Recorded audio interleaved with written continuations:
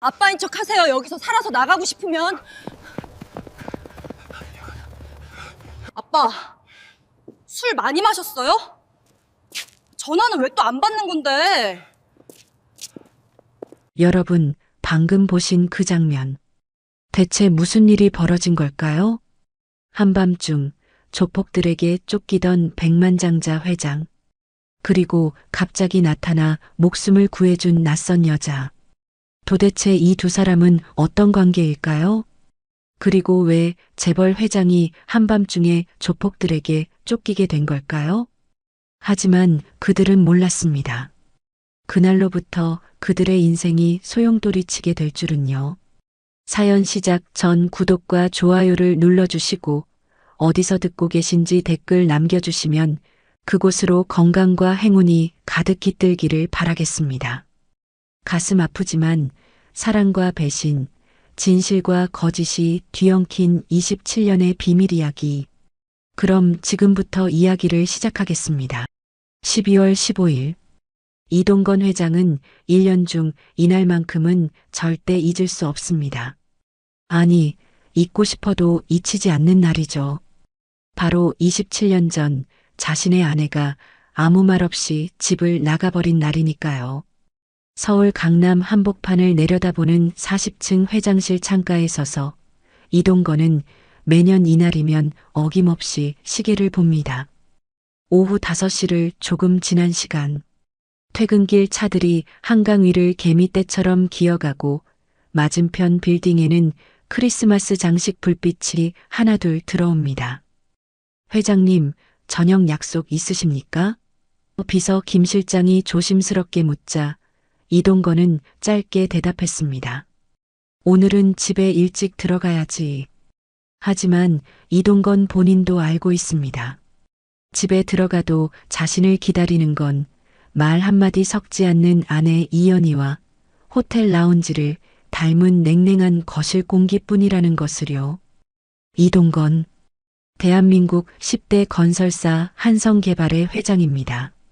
사람들은 이동건을 성공한 남자, 건설 재벌이라고 불렀죠.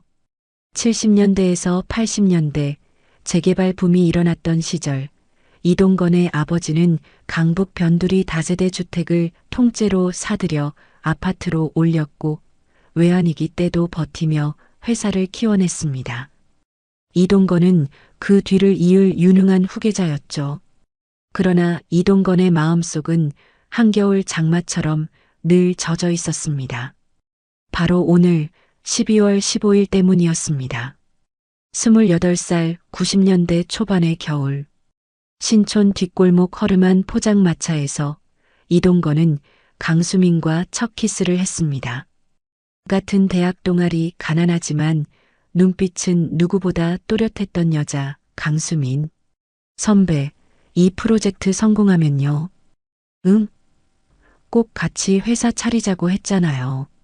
말 바꾸기 없기에요. 대학 시절 벤처붐이 막 올라오던 시기였습니다. 두 사람은 건축과 도시계획 동아리에서 재개발 모델 공모전에 나가 밤새 도면을 그렸죠. 학교 건물 난방이 끊겨 손에 입김을 불어가며 선을 그리던 시절, 이동건에게 수미는 세상 끝까지 함께 가고 싶은 동료이자 첫사랑이었습니다. 졸업 후 이동건은 아버지 회사에 들어갔고 수미는 설계 사무실에서 야근을 밥 먹듯이 했습니다. 함께 준비한 재개발 프로젝트가 공모에서 대상을 받았을 때 이동건의 아버지는 처음으로 수민을 인정했죠. 이 아이 눈이 살아있네. 내가 좋다면 데려와라. 그리하여 두 사람은 결혼했습니다. 집안에 도움 없이 시작한 신혼. 전통시장에서 사온 김장 배추 냄새와 반지하 전셋집의 습기가 뒤섞인 신혼.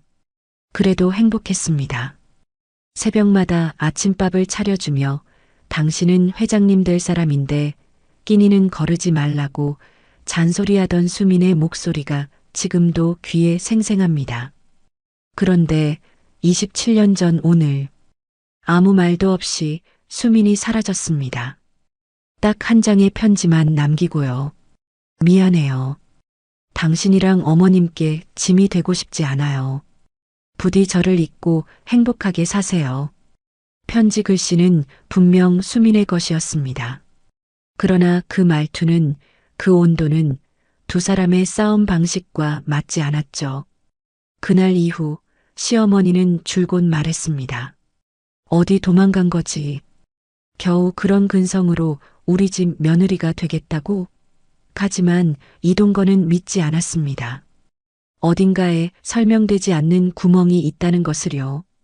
그 구멍은 27년 동안 이동건의 가슴을 파먹었고 그 빈자리는 어머니의 성화와 그룹의 압박 때문에 치러야 했던 정략 결혼으로 채워졌습니다. 동건 씨, 남들은 줄을 서서 우리 집안이랑 인연 맺으려고 하는데 왜 그렇게 무뚝뚝해요? 동아건설의 무남 동료, 사육의 퀸, 이연희. 이연희와의 결혼은 두 재벌가의 동맹이었지만 그 어떤 설렘도 없었습니다. 사진 찍을 때만 손을 잡는 사이. 지금은 아예 방도 따로 씁니다. 그럼에도 이동건은 매년 12월 15일만 되면 창가에 서서 스스로에게 묻습니다.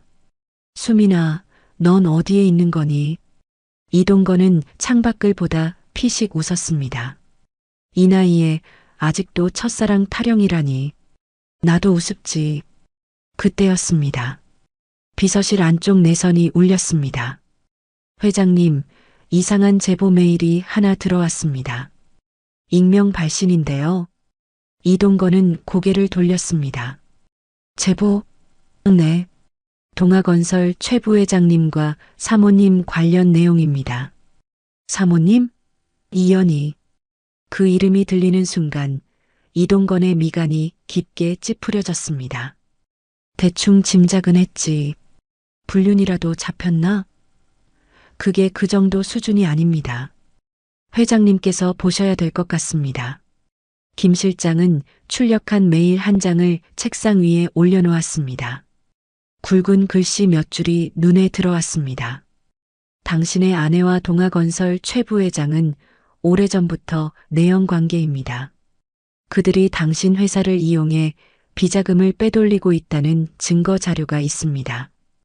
오늘 밤 한성빌라 프로젝트 현장에 혼자 나오십시오.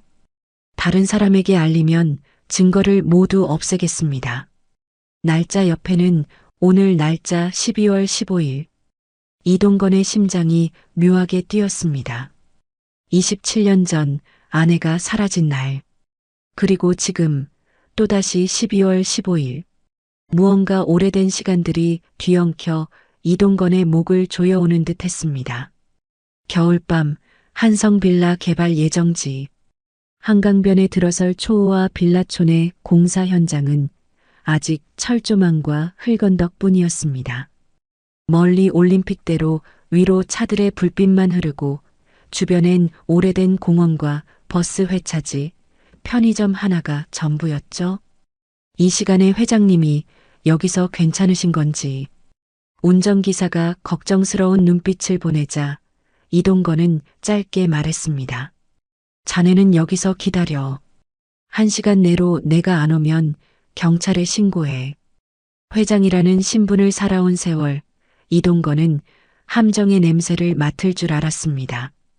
하지만 무시할 수 없는 것도 있었죠. 비자금. 지난 몇 년 사이 장부와 현금 흐름이 미묘하게 맞지 않는다는 느낌을 받았고 그 중심에 동아건설과 최 부회장이 있다는 의심을 품고 있었습니다. 철조망 틈새로 걸어 들어가자 공사 현장은 을씨년스럽게 적막했습니다. 컨테이너 몇 개와 공사 차량 몇 대, 바람이 지나갈 때마다 방수천이 펄럭이며 스산한 소리를 냈죠. 여기 맞나? 이동건이 주위를 둘러보는 순간 끼익, 공사장 밖 도로에서 급브레이크 소리가 들렸습니다. 동시에 2대의 승용차가 먼지를 일으키며 현장 안쪽으로 밀고 들어왔습니다. 문이 열렸습니다. 검은 패딩 점퍼, 목튜브, 모자 푹 눌러 쓴 사내들. 손에는 몽둥이와 쇠파이프. 야, 저 새끼다. 누군가 외쳤습니다. 이동건은 그제야 깨달았습니다. 제보, 웃기지 마. 처음부터 나 하나 노림판이었군. 첫 몽둥이가 날아들었습니다. 이동건은 팔로 막았지만 예전처럼 몸이 따라주지 않았습니다. 팔뚝에 시퍼런 통증이 번졌고 다리가 풀렸죠. 아, 젠장. 죽이지 말라 그랬으니 제대로 뜨거운 맛만 보여줘. 조폭들 웃음소리 사이로 귀에 익은 구수한 욕설과 함께 쇠파이프가 옆구리와 머리를 후려쳤습니다. 숨이 턱 막혔지만 이동건은 본능적으로 도망쳤습니다. 눈 쌓인 공원을 가로질러 어두운 주차장 쪽 골목으로 휘청휘청 달렸죠. 겨울 공기는 칼처럼 폐를 찔렀고 시야가 흐려졌습니다. 그때 앞에서 누군가 휙 뛰어나왔습니다. 빨간 후드티, 야구모자, 슬림한 청바지, 묘령의 여인이었습니다. 아빠인 척 하세요. 귀에 속삭이는 목소리가 너무 단호해서 이동건은 반사적으로 멈춰 섰습니다. 여인은 자신의 두툼하고 파란 야구 점퍼를 벗어서 이동건의 어깨에 걸쳐주고 모자를 쑥 눌러 씌웠습니다. 아빠, 술 많이 마셨어요?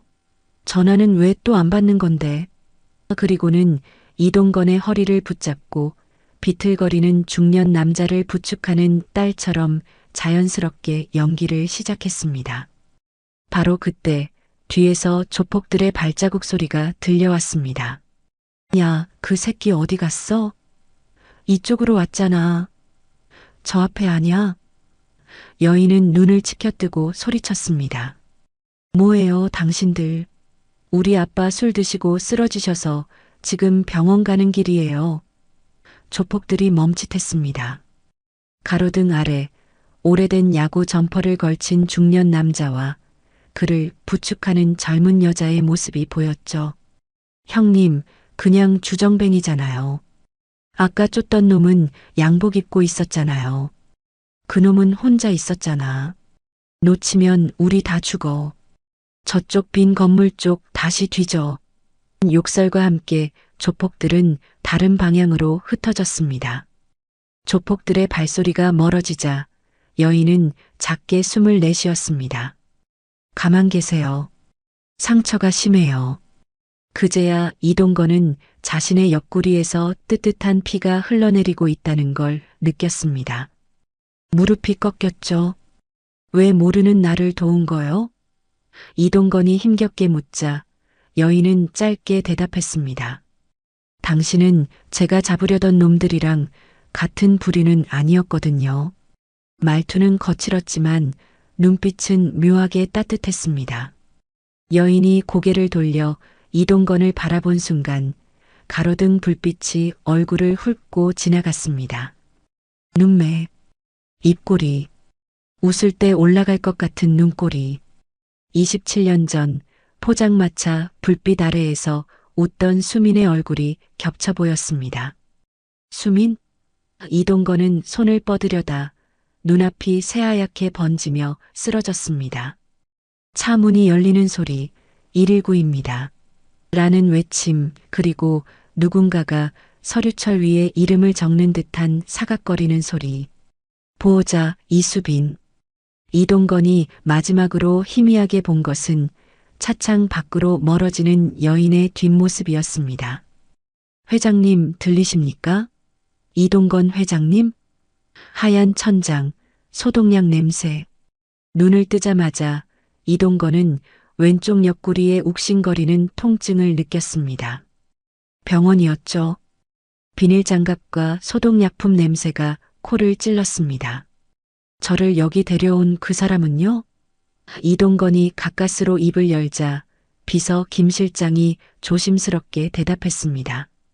야간 응급실에 익명 신고 들어왔습니다. 보호자란에 이수빈 씨라고 적혀 있네요. 연락처는 비공개로 체크되어 있고요. 경찰 쪽 같긴 한데 이미 나가고 없었습니다. 이수빈. 그 이름은 분명 처음 듣는 이름인데 이동건의 가슴은 마치 오래전 잃어버린 것을 다시 찾은 것처럼 이상하게 쿵쾅거렸습니다. 수민이를 닮은 그 여자.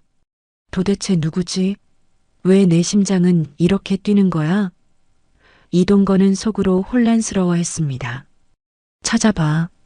그 사람. 이동건의 목소리에는 간절함이 묻어났습니다. 경찰 신분인 것 같습니다. 관할서 수사가 쪽으로 문의해 보겠습니다. 김 실장이 고개를 숙이며 대답했죠. 한편 같은 시각 서울 변두리의 오래된 연립주택 지붕 위 어두운 하늘을 보며 편의점 삼각김밥으로 저녁을 때우고 있던 한 여자가 있었습니다. 형사 이수빈, 올해 27, 보육원에서 자랐다는 것, 어릴 적 엄마와 단둘이 살았다는 것, 10살의 교통사고 후유증으로 엄마를 잃고 홀로 시설로 들어갔다는 것. 그게 이수빈의 인생 전부였습니다. 엄마는 늘 말하곤 했습니다. 수빈아, 세상에 나쁜 사람 많지만 그래도 좋은 사람도 있어. 나중에 크면 힘없는 사람들 편 좀 들어줄래? 엄마는 다정했고 똑똑했고 무엇보다 사람을 믿는 법을 가르쳐 주었습니다. 다만 교통사고 후유증으로 자신이 누구였는지, 원래 이름이 무엇이었는지는 끝내 기억해내지 못했죠. 엄마 아빠는? 글쎄, 나도 잘 모르겠다. 버스 창가에 앉아 창밖을 보며 웃던 엄마의 얼굴은 아직도 지워지지 않습니다. 엄마가 세상을 떠나던 날 겨울비가 추적추적 내렸습니다.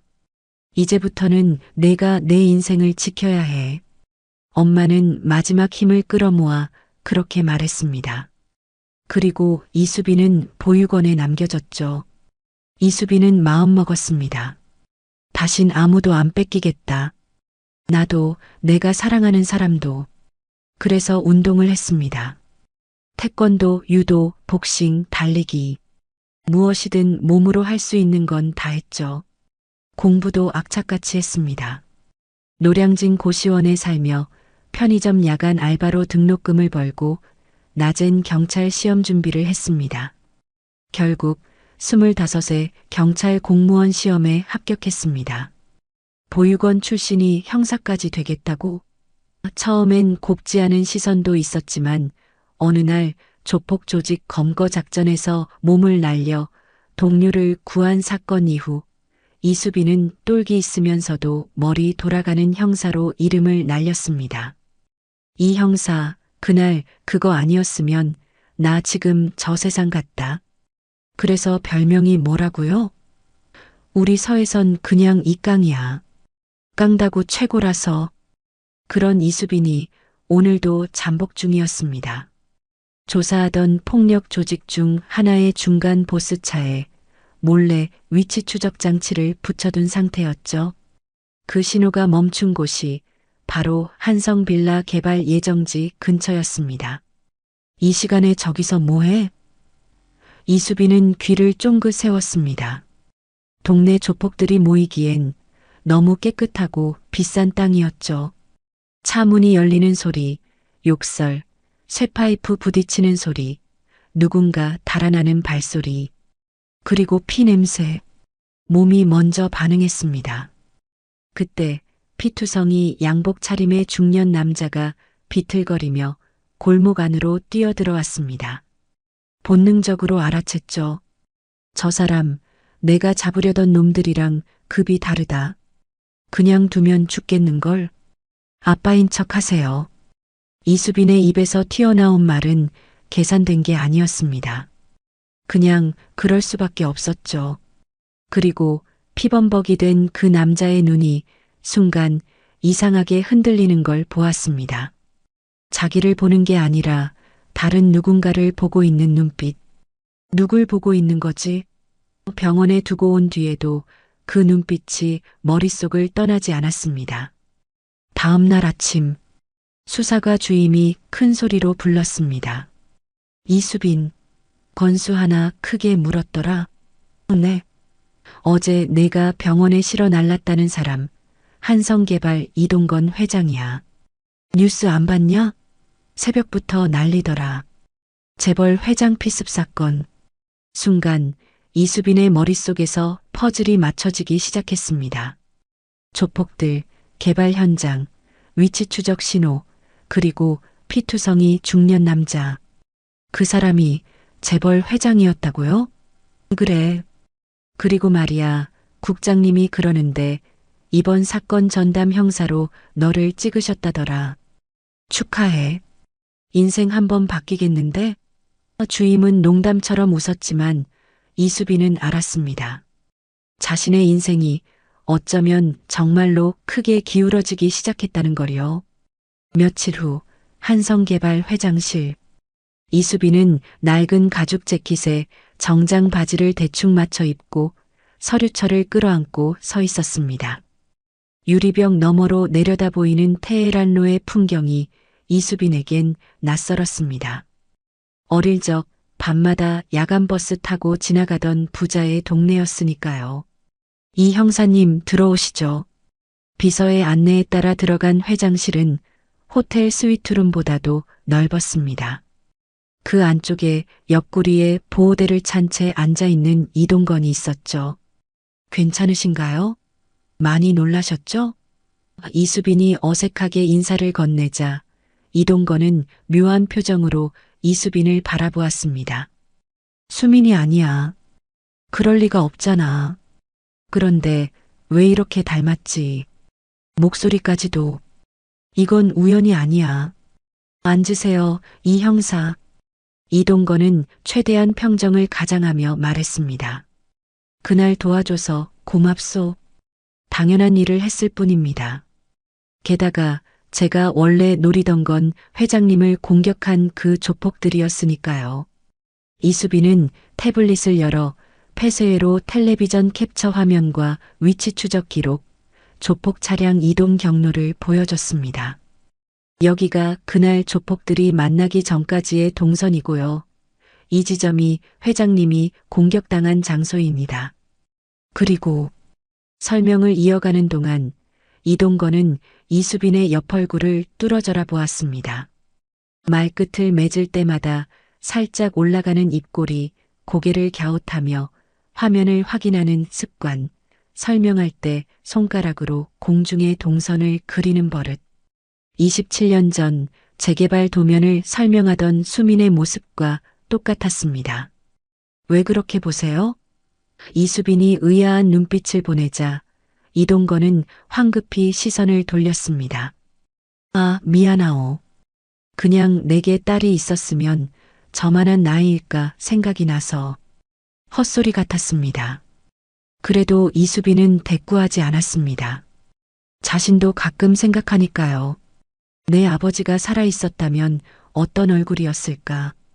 본론으로 들어가죠. 이수빈은 분위기를 털어내듯 말했습니다. 회장님을 노린 사람, 거의 윤곽이 나왔습니다. 이수빈은 한 장의 사진을 꺼내 들었습니다. 동아건설 부회장, 최은표, 그리고 또 한 장. 이동건의 현재 아내, 이연희가 최은표와 함께 호텔 라운지에 앉아 와인을 마시는 사진이었습니다. 이 두 사람, 오래전부터 사적인 관계로 엮여 있던 것 같습니다. 어제 회장님을 습격한 조폭 2명, 이미 잡았습니다. 둘 다 똑같은 이름을 불었습니다. 누구라고 하던가. 이동건의 목소리가 낮아졌습니다. 최 부회장님입니다. 그리고 이수빈은 말을 잠시 고르며 이동건의 표정을 살폈습니다. 조폭들 말로는 사모님이 현장에 직접 나와 최 부회장을 만났다고 진술했습니다. 어제는 얼굴을 못 봤지만 과거에도 두 사람이 자주 같이 움직였다고요. 순간 회장실 공기가 얼어붙었습니다. 창밖에서 불어온 찬바람 때문만이 아니었죠. 그렇겠지. 이동건은 쓴웃음을 지었습니다. 역시 그 둘이었군. 익히 알고 있었습니다. 연희와 최 부회장 사이에 이상한 기류가 흐른다는 것을요. 하지만 그게 자신의 목숨을 노리는 수준일 줄은 생각하지 못했습니다. 이 형사, 네. 이 일 끝까지 파볼 생각 있소? 물론입니다. 설령 상대가 재벌이고 정치인이고 판검사라도요. 위험할 수도 있어요. 이미 위험은 직업이 됐습니다. 이수빈의 눈빛 속에서 오래전 봤던 수민의 고집과 똑같은 빛이 스쳤습니다. 그때 회장실 문이 벌컥 열렸습니다. 여보, 괜찮아? 높은 하이힐 소리와 함께 완벽한 화장에 명품 코트를 걸친 여자가 들어왔습니다. 이연희였죠. 이연희의 뒤에는 어쩐지 익숙한 얼굴의 중년 남자가 따라 들어왔습니다. 최 부회장이었습니다. 감히 여길 누구 허락받고 들이는. 이동건이 말하려는 순간 이연희의 시선이 이수빈에게로 향했습니다. 그와 동시에 이연희와 최 부회장의 표정이 굳어졌습니다. 헉! 이연희의 손에 들려있던 명품 가방이 바닥에 떨어질 뻔했습니다. 최 부회장은 마치 유령이라도 본 듯 눈을 부릅떴죠. 강수민? 이연희의 입에서 나지막이 새어나온 이름. 최 부회장은 재빨리 이연희의 팔을 잡아 올렸습니다. 연희 씨. 그러나 이미 늦었습니다. 이수빈의 귀에 그 이름은 너무 또렷하게 들어왔죠. 강수민. 강수민이 누구지? 이수빈의 심장이 순간 얼어붙었습니다. 저 여자 지금 누구 이름을 부른 거야? 두 분 아는 분입니까? 이동건이 차갑게 물었습니다. 이연희는 황급히 웃어넘기려 했습니다. 아니, 그냥 옛날에 알던 사람이랑 닮아서. 하지만 그 순간 이수빈의 눈에도 이상한 기운이 포착됐습니다. 놀란 눈, 파르르 떠는 손가락, 억지 미소. 그건 단순한 닮은 사람의 충격이 아니었습니다. 이 사람들 수민이라는 사람을 알고 있다. 그날 밤 동아건설 부회장실. 최 부회장은 손에 쥔 담배를 연신 비벼끄며 욕을 내뱉었습니다. 젠장, 그년이야. 우리가 도로에 처박고 도망쳤던 그년. 강수민. 이연희의 얼굴은 잿빛이었습니다. 말도 안 돼. 그 여자는 그날 죽었어. 내가 직접 봤어. 그냥 쓰러져 있던 거잖아. 우리 확인 안 하고 튄 거라고. 생각해봐. 그 여자가 그 지경으로 다쳤어도 살아남았을 수도 있지 않냐고. 그럼 그 애는? 이연희는 낮게 떨리는 목소리로 물었습니다. 이수빈. 경찰. 강수민의 딸. 최 부회장은 한숨을 내쉬었습니다. 우리가 길거리에서 내팽개친 그년이 임신하고 있었을 수도 있지. 그 애가 살아남아서 자라서 지금 우리 목줄을 쥐려고 나타난 걸 수도 있고. 그럼 어떡해. 이연희의 눈가에 광기가 서렸습니다. 그 애까지 없애야지. 이번엔 확실하게. 미쳤어? 지금 경찰을 죽이겠다고? 최 부회장이 소리쳤습니다. 당신도 알잖아. 우리가 여기까지 온 게 다 그년 하나 없앤 덕분이라는 거. 이제 와서 물러설 수 있어? 감옥 갈 거야? 최 부회장은 잠시 침묵했습니다. 이연희의 말이 틀리지 않았으니까요. 이미 손에 피를 묻혔는데 이제 와서 양심을 찾는다고? 우습지. 최 부회장은 천천히 고개를 끄덕였습니다. 좋아. 하지만 이번엔 내 방식대로 한다. 교통사고로 위장해. 고시원 앞 사거리, 새벽이면 사람도 없고 폐쇄회로 텔레비전 사각지대도 있어. 확실해? 확실하지. 우리 인생이 걸린 문제야. 실패는 없어. 이연희는 와인잔을 들어 입에 가져갔습니다. 손이 떨려서 와인이 흔들렸죠. 강수민. 내 딸까지 보내야겠어. 내가 살려면 어쩔 수 없어. 이연희는 속으로 중얼거렸습니다. 한편 이동건은 회장실 응접실에 숨겨둔 녹음기를 확인하고 있었습니다. 오늘 낮 최 부회장과 이연희를 불러 일부러 자리를 비운 적이 있었죠. 그때 그들이 나눈 대화가 모두 녹음되어 있었습니다. 이동건은 재생 버튼을 눌렀습니다. 당신 왜 그날 일을 제대로 안 마무리한 거야? 그날 27년 전이야? 그래. 내가 분명히 도로 한복판에 쓰러져 있는 강수민을 봤어. 피투성이었다고. 그냥 피투성이었을 뿐이잖아. 죽었다는 확인은 안 했다고. 그래서 내가 그러잖아. 그때 그냥 차로 한 번 더 밟고 가자고. 당신 미쳤어? 그 일 덕분에 여기까지 온 거잖아. 당신은 한성개발 회장 부인이 됐고 난 동아건설 부회장이 됐잖아. 그년 하나 없애면 되는 일이었다고. 이동건은 손등이 하얗게 되도록 주먹을 쥐었습니다. 27년 동안 자신이 부재라고 믿고 있던 그날의 진실이 지금 자신의 귀에 생생하게 박히고 있었습니다. 수민아, 그날 내가 날 떠난 게 아니었구나. 내가 널 지켜주지 못한 거였구나. 눈물이 얼굴을 타고 흘렀습니다. 회장실, 고급 양복, 마천루, 이 모든 것들이 순식간에 아무 의미도 없는 쓰레기처럼 느껴졌습니다.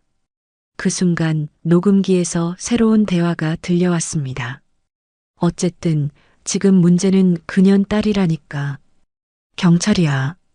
이수빈. 어떡할 거야? 사고로 처리해야지. 이번엔 확실하게. 또 교통사고? 그래. 보육원 출신 형사 하나 죽는다고 누가 눈길이나 줄 것 같아? 고시원 앞 사거리, 새벽이면 사람도 없고 폐쇄회로 텔레비전 사각지대도 있대. 당신 정말 괜찮겠어? 이제 와서 물러설 수 있어? 우리 둘이 싸운 걸 다 내놓고 감옥 갈 거야? 그 대화는 전부 손바닥만 한 녹음기에 고스란히 담겼습니다.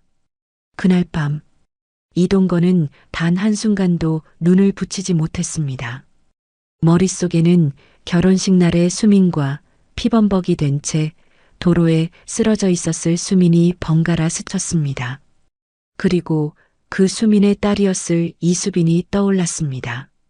수민아, 당신은 어떻게 된 거야? 수빈아, 내가 널 지켜야 한다. 이번엔 절대 놓치지 않을 거야. 이동건은 비서 김 실장에게 전화를 걸었습니다. 김 실장. 네, 회장님. 이 새벽 시각에 무슨 일이십니까? 이수빈 형사 신상정보 다시 확인해봐. 모친 이름, 출생병원, 모든 기록 말이야. 알겠습니다. 그런데 왜 갑자기? 확인해야 할 게 있어. 지금 당장. 1시간 후 김 실장에게서 팩스가 도착했습니다. 이동건은 떨리는 손으로 종이를 집어들었습니다. 이수빈 27살.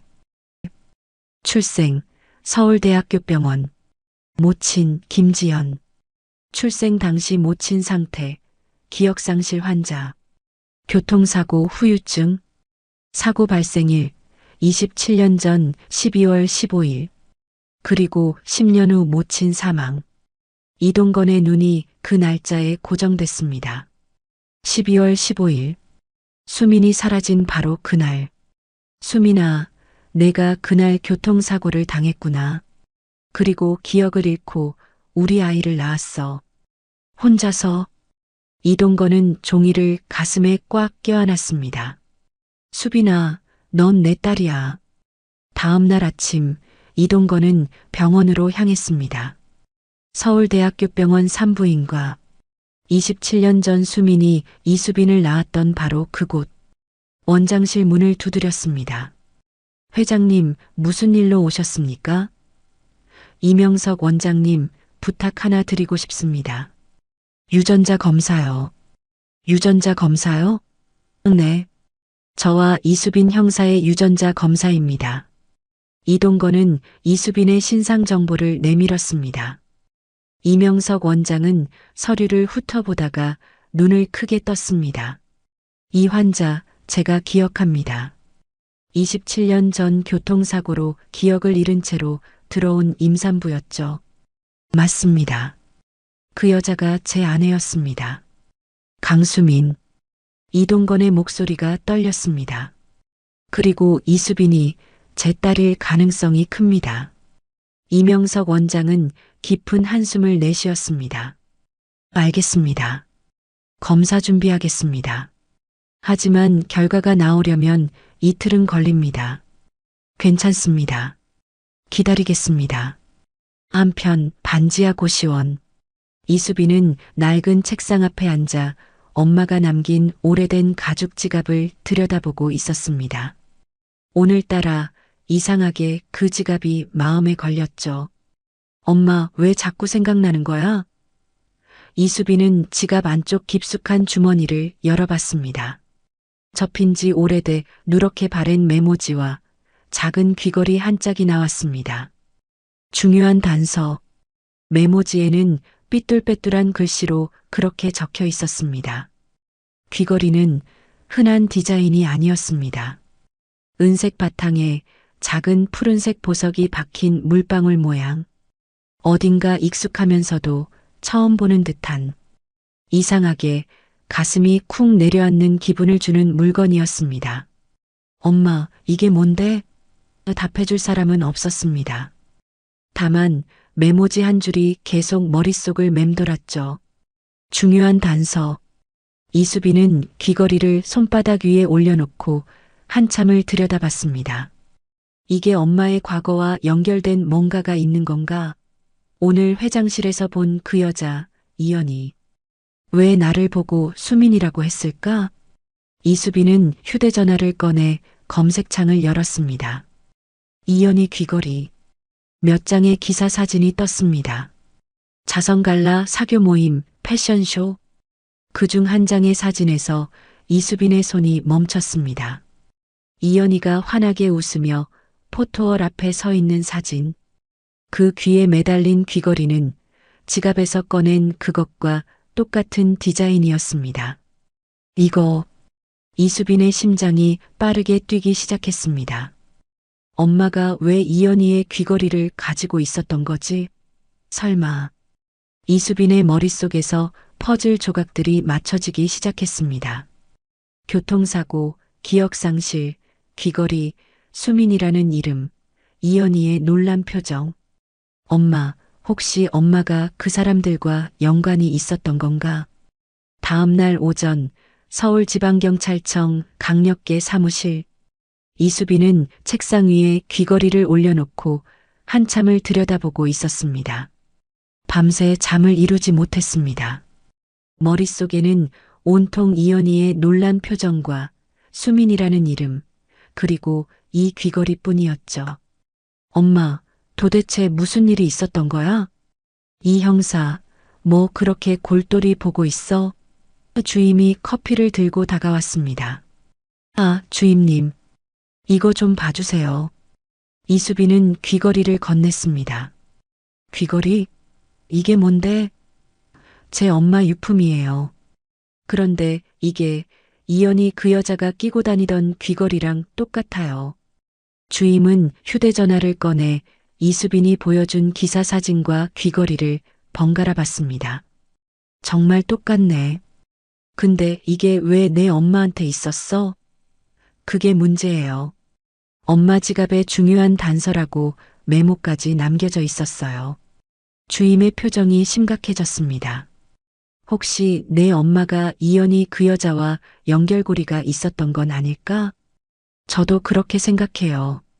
어제 회장실에서 이연이 여사가 저를 보고 수민이라고 불렀어요. 수민? 그게 누군데? 제 엄마 본명이 강수민이었을 수도 있어요. 엄마는 교통사고 후유증으로 기억을 잃었거든요. 병원에서 김지연이라는 이름으로 살았지만 원래 이름은 아니었을 거예요. 주임은 깊은 한숨을 내쉬었습니다. 이 형사, 이거 생각보다 큰 사건일 수도 있어. 재벌가 살인 사건일 가능성이 있다고. 그래서 제가 파보려고요. 끝까지. 이수빈의 눈빛에 결연함이 서렸습니다. 엄마, 제가 꼭 진실을 밝혀낼게요. 엄마한테 무슨 일이 있었는지. 같은 시각 한성개발 회장실. 이동건은 창밖을 보며 서 있었습니다. 이틀. 유전자 검사 결과가 나오기까지 이틀이 남았습니다. 수빈아, 내가 정말 내 딸이라면 이번엔 내가 널 지킬 거야. 절대 수민이처럼 잃지 않을 거야. 이동건은 주먹을 꽉 쥐었습니다. 회장님, 최 부회장님께서 면담을 요청하셨습니다. 비서 김 실장이 조심스럽게 말했습니다. 거절해. 하지만 회장님, 동아건설과의 합동 프로젝트 건으로 내가 거절한다고 했어. 그 사람 얼굴 보기 싫으니까 다신 이 건물에 발도 들여놓지 못하게 해. 김 실장은 당황한 표정을 지었습니다. 회장님, 무슨 일이 있으신 겁니까? 김 실장, 자네 나 믿지?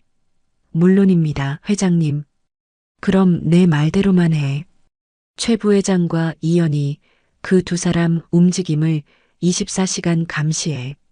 어디 가는지, 누구 만나는지 전부 보고해. 알겠습니다. 김 실장은 고개를 숙였습니다. 하지만 속으로는 의아해했죠.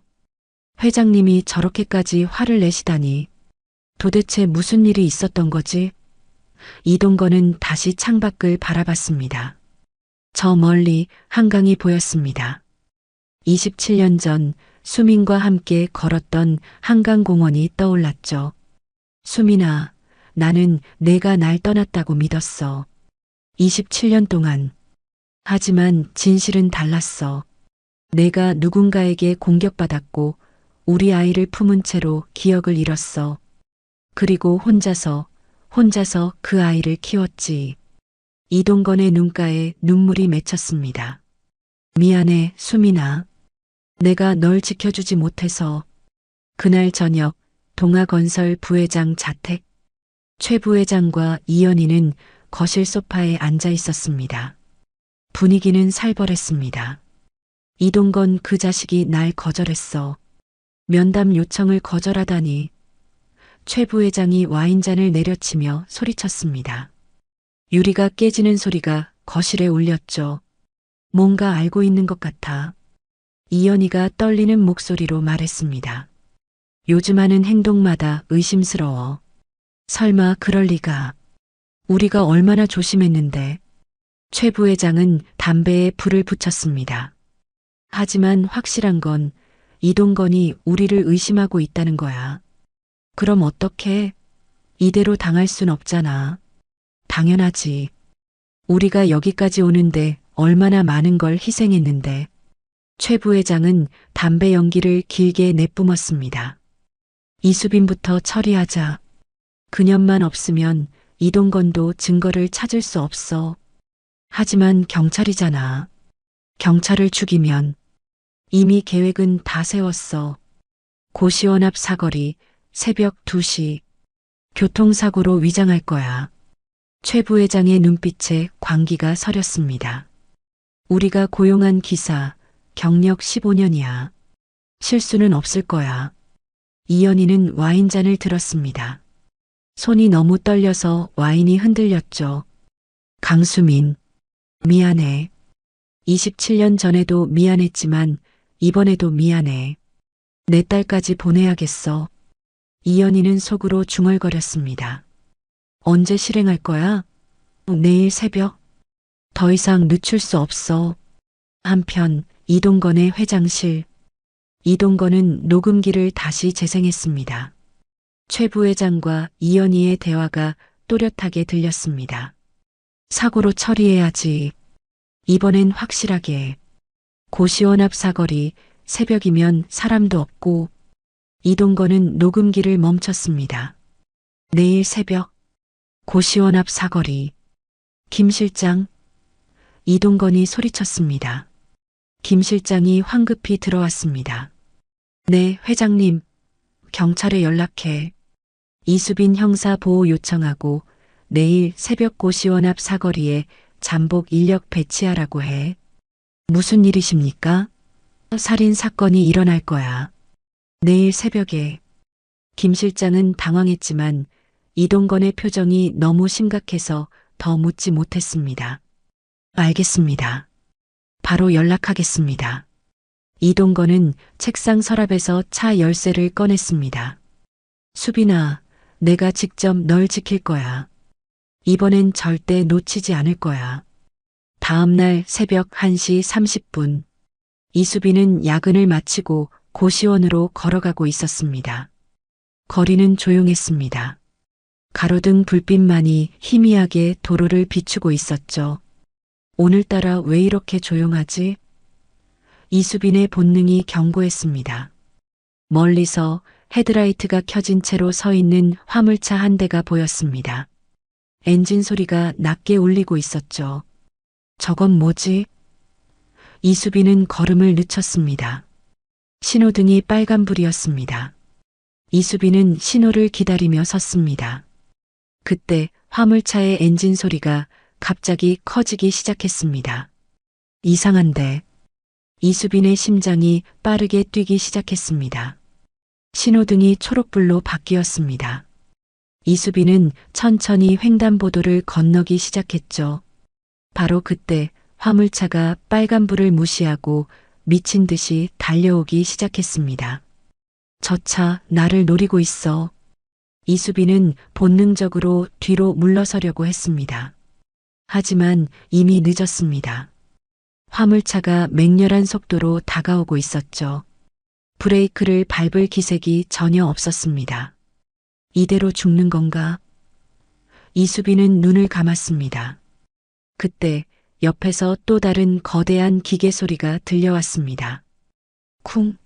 엄청난 충돌음과 함께 이수빈 앞을 가로막으며 교차로 중앙에 멈춰 선 덤프트럭 한 대, 운전석에는 얼굴이 피범벅이 된 채 이를 악물고 핸들을 움켜쥐고 있는 이동건 회장이 있었습니다. 화물차는 덤프트럭 옆면을 들이받고 스파크를 튀기며 미끄러졌습니다. 유리 파편과 금속 조각이 새벽 공중으로 흩어졌죠. 회장님, 미리 주변에서 대기하고 있던 경찰들과 구급대가 일제히 달려왔습니다. 이수빈은 충격에 굳어 서 있었고 귀에서는 심장 박동 소리만 들려왔습니다. 이동건이 피가 흐르는 입술로 힘겹게 이수빈을 바라보았습니다. 이동건의 눈빛은 처음 병원에서 깨어났을 때의 혼란스러운 눈빛이 아니었습니다. 어딘가 결심과 안도가 뒤섞인 이상하게도 따뜻한 눈빛이었죠. 수빈아. 이동건이 힘을 짜내듯 속삭였습니다. 내 딸아. 그 한마디에 이수빈의 심장이 쿵 하고 내려앉았습니다. 딸, 나를 딸이라고 불렀어? 구급대원들이 이동건을 덤프트럭에서 끌어냈습니다. 회장님, 정신 차리세요. 경찰들은 화물차 운전석에서 기사를 끌어냈습니다. 손들어. 당신 경찰을 죽이려고 했어. 평생 감옥에서 못 나올 줄 알아. 화물차 기사는 바닥에 쓰러져 울부짖었습니다. 저 시키는 대로 한 거예요. 돈 받고 사람 치라고 했어요. 누가 시켰어? 이름대. 최 부회장이요. 동아건설 최운표 부회장.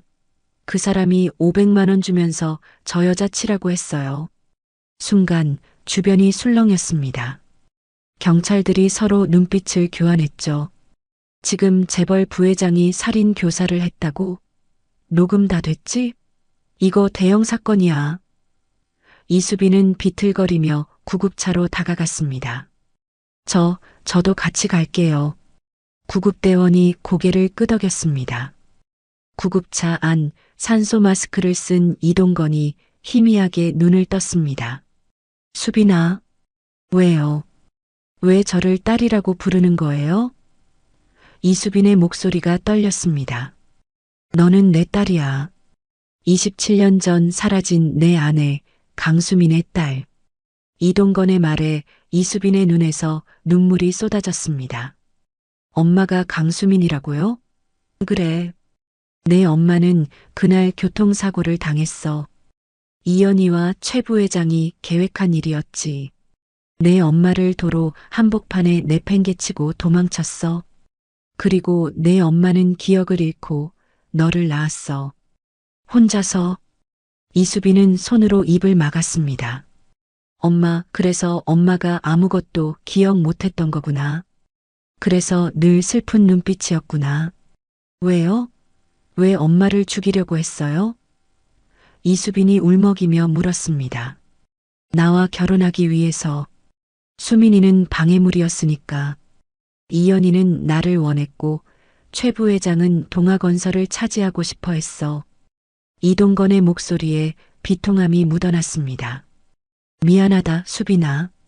아버지라는 놈이 27년 동안 너랑 내 엄마를 지켜주지 못했다. 이수빈은 이동건의 손을 꽉 잡았습니다. 따뜻하고 거칠고 어쩐지 그리운 느낌이 났습니다. 아빠, 이 사람이 내 아빠야. 지금이라도 알게 돼서 다행이에요. 이수빈의 목소리가 갈라졌습니다. 이제 함께 싸워요. 엄마를 위해서.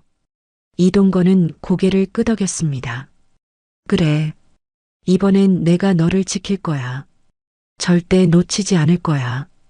구급차가 병원에 도착했습니다. 응급실 방, 이수빈은 주머니에서 귀걸이를 꺼냈습니다.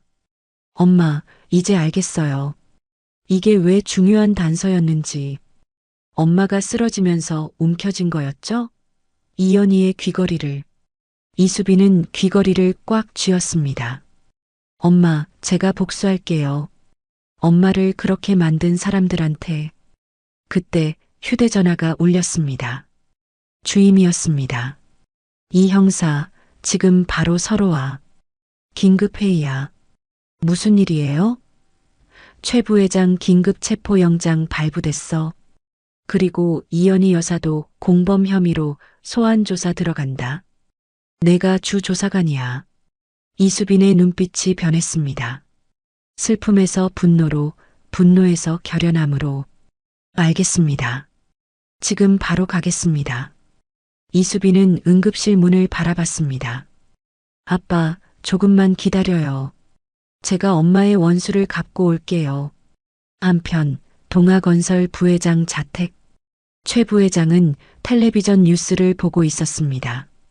속보입니다. 오늘 새벽 서울 시내에서 발생한 교통사고 미수 사건과 관련해 동아건설 최은표 부회장이 살인 교사 혐의로 수배됐습니다. 최 부회장의 얼굴이 하얗게 변했습니다. 망했어. 완전히 망했어. 최 부회장은 리모컨을 내던졌습니다. 이연희가 떨리는 목소리로 물었습니다. 어떻게? 우리 이제 어떻게? 도망쳐야지. 해외로 도망쳐. 최 부회장은 서둘러 가방을 챙기기 시작했습니다. 여권, 돈 다 챙겨. 지금 당장. 이연희는 멍하니 서 있었습니다. 이게 끝인가? 27년 동안 쌓아온 모든 게 이렇게 무너지는 건가? 그때 현관문을 두드리는 소리가 들렸습니다. 경찰입니다. 문 열어주세요. 최 부회장과 이연희는 서로를 바라봤습니다. 두려움과 절망이 가득한 눈빛이었죠. 뒷문으로 가자. 최 부회장이 이연희의 손을 잡아 끌었습니다. 하지만 뒷문에도 경찰들이 대기하고 있었습니다. 손들어. 도주하면 쏜다. 최 부회장은 그 자리에 주저앉았습니다. 끝났어. 다 끝났어. 이연희는 울먹이며 손을 들었습니다. 어떻게 이럴 수가. 경찰이 수갑을 채우며 말했습니다. 동아건설 최은표 부회장, 살인 교사 및 살인 미수 혐의로 체포합니다. 이연희 씨, 살인 방조 혐의로 체포합니다. 묵비권을 행사할 수 있으며 두 사람은 경찰차에 실려갔습니다. 플래시가 터지고 기자들이 몰려들었죠. 병원 응급실, 이동건은 텔레비전 뉴스를 보고 있었습니다. 최 부회장과 이연희가 체포되는 장면이 나왔습니다. 수민아, 봤니? 내 원수를 갚았어. 이제 편히 쉬어. 이동건의 눈에서 눈물이 흘러내렸습니다. 옆에는 이수빈이 서 있었습니다. 아빠. 이수빈이 조용히 불렀습니다. 고마워요. 엄마를 위해 싸워줘서. 이동건은 이수빈의 손을 잡았습니다. 이제 시작이야, 수빈아. 우리 함께 가자. 내 엄마가 원하던 세상으로. 일주일 후 서울지방검찰청 조사실. 차가운 형광등 불빛 아래 이연희가 수갑을 찬 채로 앉아 있었습니다. 맞은편에는 이수빈이 서류 뭉치를 앞에 놓고 차갑게 이연희를 바라보고 있었죠. 이연희 씨, 27년 전 12월 15일 밤에 무엇을 했습니까? 이수빈의 목소리는 감정 없이 차갑게 흘러나왔습니다. 이연희는 고개를 숙인 채 대답하지 않았습니다. 손가락이 파르르 떨리고 있었죠. 이 아이가 수민이의 딸이라니. 내가 죽이려던 그 여자의 딸이 지금 날 조사하고 있어. 이연희는 속으로 비명을 지르고 싶었습니다. 대답하세요. 그날 밤 강수민 씨를 만났습니까? 만났어요. 이연희의 목소리가 겨우 흘러나왔습니다. 어디서 만났습니까? 한강 근처 공원이요. 내가 전화해서 불러냈어요. 이연희의 눈에서 눈물이 흘러내렸습니다. 왜 불러냈습니까? 이동건을 차지하고 싶었어요. 수민이가 방해였어요. 그 여자만 없으면 이동건이 날 봐줄 거라고 생각했어요. 이수빈은 주먹을 꽉 쥐었습니다. 손톱이 손바닥을 파고들었지만 아프지 않았습니다.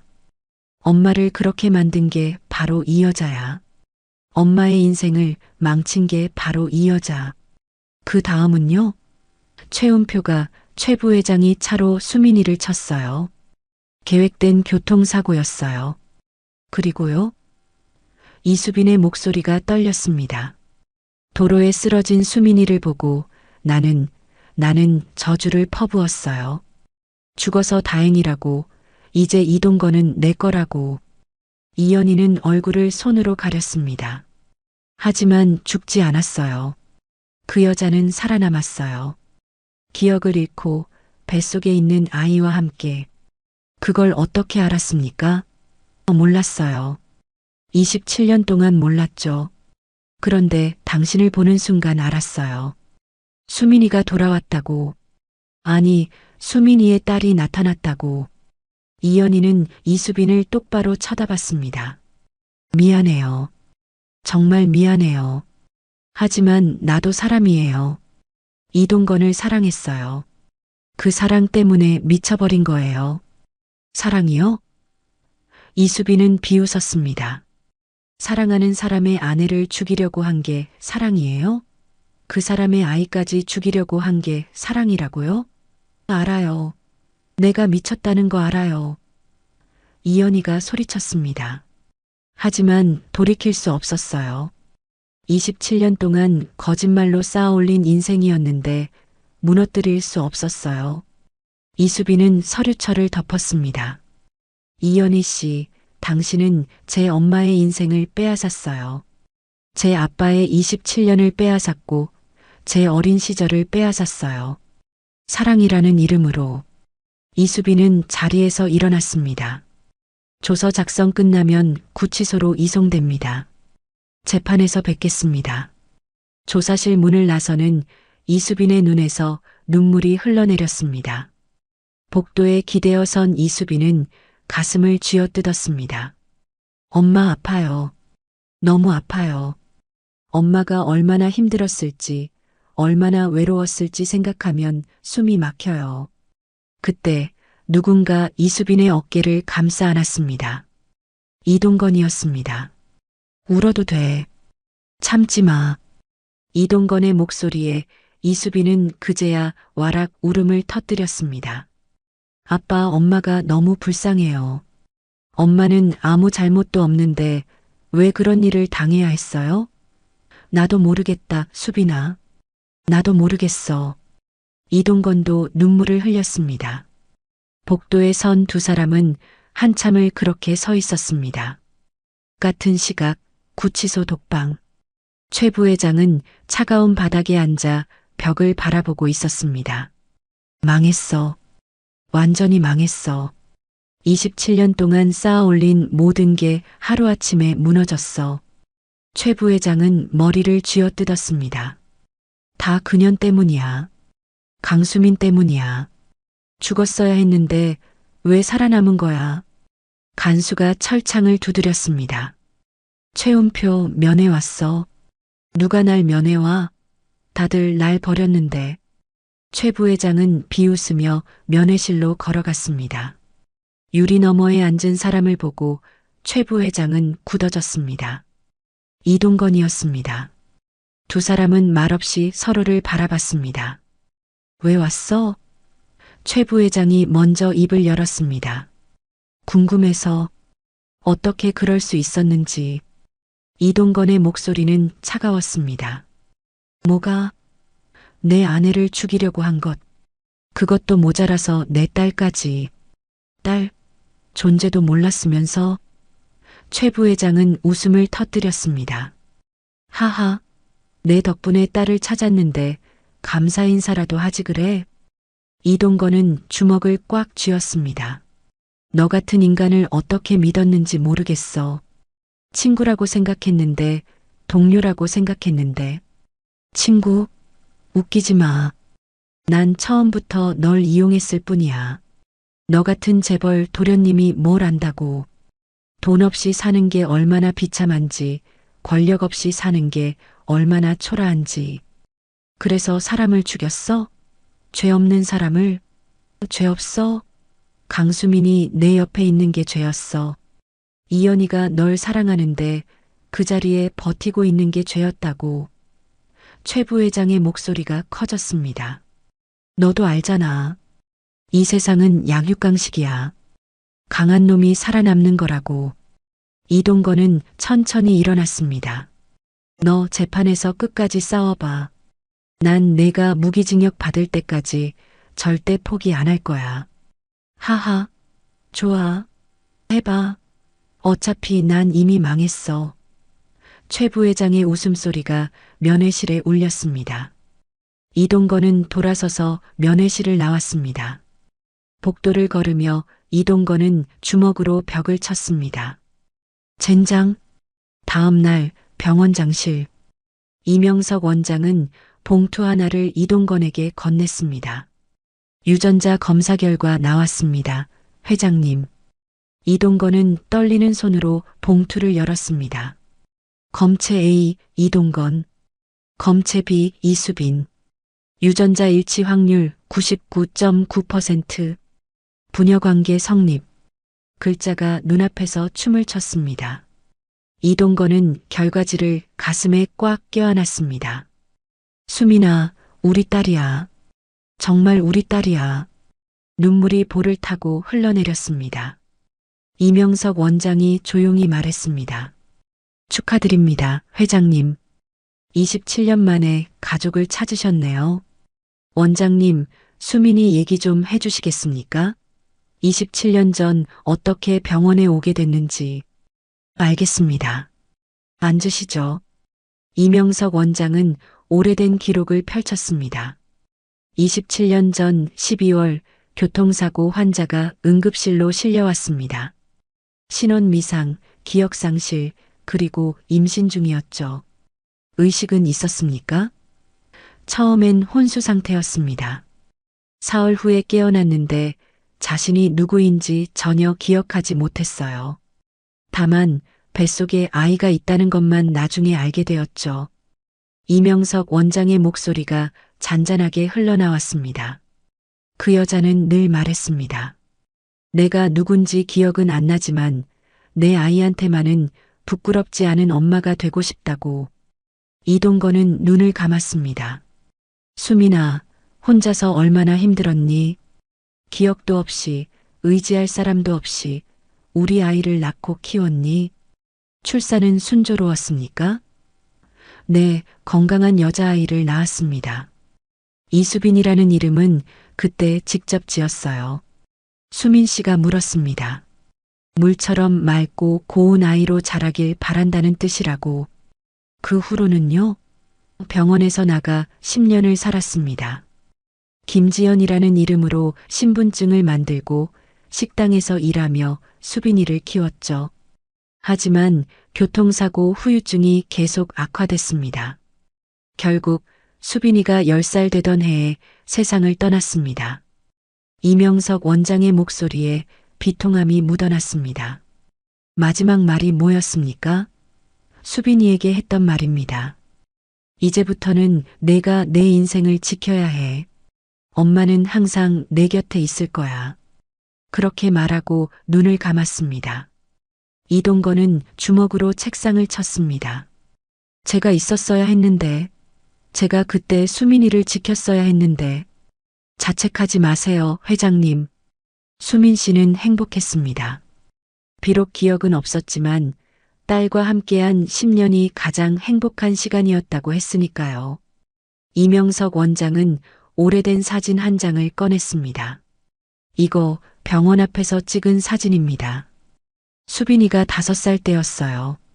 사진 속에는 웃고 있는 수민과 어린 수빈이 있었습니다. 두 사람 모두 환하게 웃고 있었죠. 이동건은 사진을 받아들고 한참을 바라봤습니다. 수민아, 고마워. 우리 딸 잘 키워줘서. 그리고 미안해.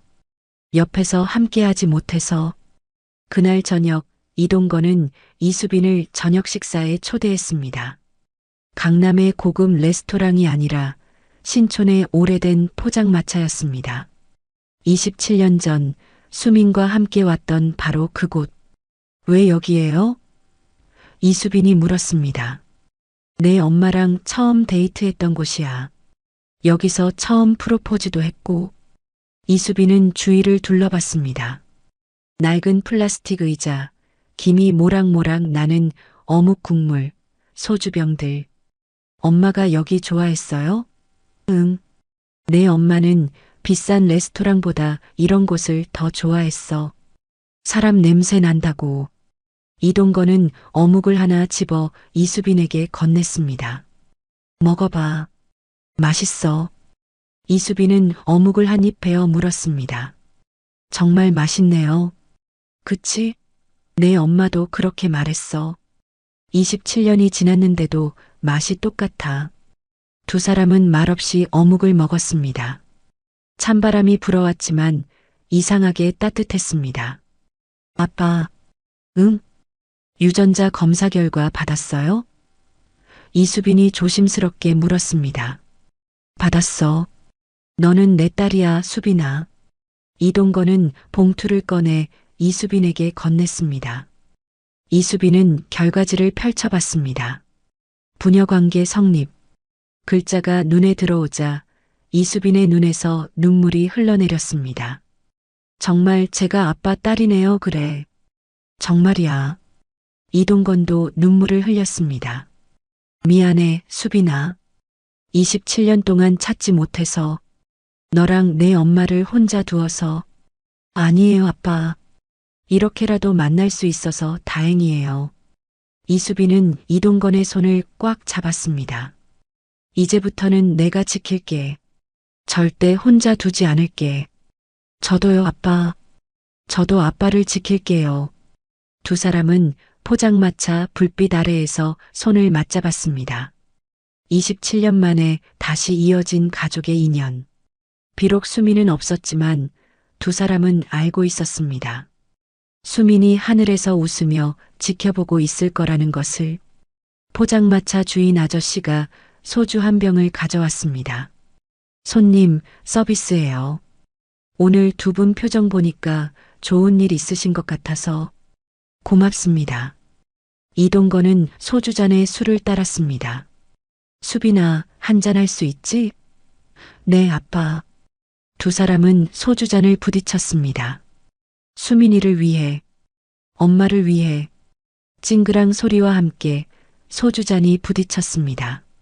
찬 겨울바람이 불어왔지만 두 사람의 마음속은 봄처럼 따뜻했습니다. 잃어버렸던 가족을 되찾은 기쁨, 그리고 이제 함께 싸울 수 있다는 안도감. 아빠, 재판은 언제예요? 다음 주 화요일이야. 준비는 다 됐어. 녹음 파일, 증인 진술, 물증 전부. 저도 증언대에 설게요. 엄마를 위해서. 힘들 거야, 수빈아. 괜찮아요. 전 형사니까요. 이런 거 익숙해요. 이수빈은 웃었습니다. 하지만 눈빛만큼은 진지했습니다. 엄마가 자랑스러워할 거야. 이렇게 씩씩하게 자란 딸을 보면 아빠도요. 엄마가 아빠를 자랑스러워할 거예요. 27년 만에 진실을 밝혀낸 아빠를 두 사람은 다시 소주잔을 부딪혔습니다. 밤은 깊어가고 포장마차 불빛은 점점 더 환하게 빛났습니다. 재판 당일 서울중앙지방법원 법정 밖에는 수많은 기자들과 취재진이 몰려 있었습니다.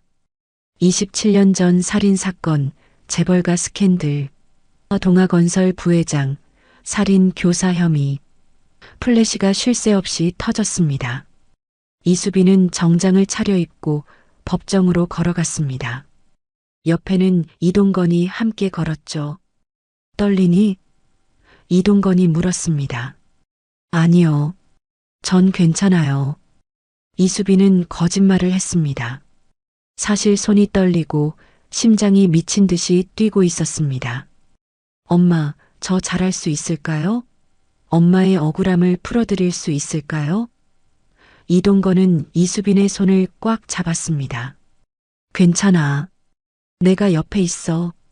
법정 안으로 들어서자 피고인석에 앉아 있는 이연희와 최 부회장이 보였습니다.